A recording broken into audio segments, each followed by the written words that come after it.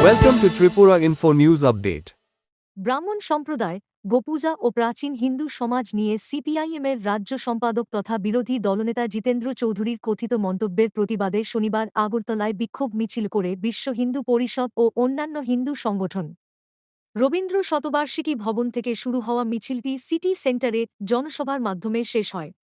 বিক্ষোভকারীরা জিতেন্দ্র চৌধুরীর নিঃশর্ত প্রকাশ্য ক্ষমা প্রার্থনা, বক্তব্য প্রত্যাহার অথবা স্পষ্টীকরণের দাবি জানান। ভিএইচপি নেতারা অভিযোগ করেন, তার কথিত মন্তব্যে হিন্দু সমাজের ধর্মীয় ভাবাবেগে আঘাত লেগেছে।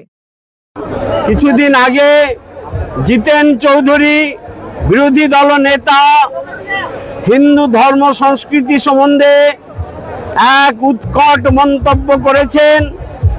অবশ্য আমরা আশা করি তাদের দ্বারা এরকম মন্তব্য করা সম্ভব, কারণ ভারতবর্ষের ইতিহাসে তাদের যে বেঈমানির ইতিহাস তথা রাষ্ট্রদ্রোহিতার ইতিহাস একবার নয় বারবার ভারতবর্ষের মানুষ দেখেছে, ত্রিপুরার মানুষ দেখেছে। জিতেন সরকার, জিতেন চৌধুরী তারই অঙ্গ হিসাবে বিভিন্ন রকম মন্তব্য হিন্দু ধর্ম সংস্কৃতির উপর করেছেন। হিন্দুদের ব্রাহ্মণরা নাকি একসময় গোমাংস খেতে ভালোবাসতেন, এমন উৎকট শব্দ বলে সমস্ত হিন্দু সমাজের মাথার মধ্যে এক বিরাট প্রতিক্রিয়ার সৃষ্টি হয়েছে। আমরা সকলে জানি বামপন্থীরা একবার নয় বারবার এইরকম উৎকট মন্তব্য করে থাকেন। এরা ভারত বিরোধী, হিন্দু বিরোধী, দেশ বিরোধী, পাকিস্তানপন্থী, বাংলাদেশপন্থী এমন তাদের কার্যকলাপ আজকে নয় দীর্ঘদিন থেকে চলছে।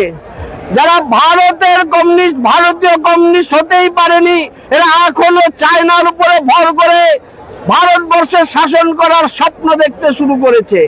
তাই আজকে আগরতলা শহরে হিন্দু সমাজ এক বিক্ষোভ র্যালির আয়োজন করেছে। সেই বিক্ষোভ র্যালিতে আগরতলা শহর তথা আগরতলার শহরতলির সমস্ত হিন্দু সমাজ ফেটে পড়বে এই র্যালিতে। আসুন আমরা সবাই একসাথে প্রতিবাদ করি, একসাথে মুখ্যম জবাব দেওয়ার চেষ্টা করি। বামপন্থীরা যেভাবে অতীতে দেশকে খণ্ড খণ্ড করার স্বপ্ন দেখেছিল, আবার সেইভাবেই মুসলিম শোষণ করার যে স্বপ্ন নিয়ে ভারতবর্ষকে শাসন করার স্বপ্ন দেখতে শুরু করেছে, সেই স্বপ্নকে আমরা চুরমার করে দেই এবং তাদের এইরকম উৎকট শব্দ বলার জন্য তাদেরকে প্রকাশ্য দিবালোকে মাপ চাওয়ার জন্য বাধ্য করি। এই র্যালির উদ্দেশ্যই এরকম আমাদের সামনে রয়েছে। আপনার পরিচয়টা?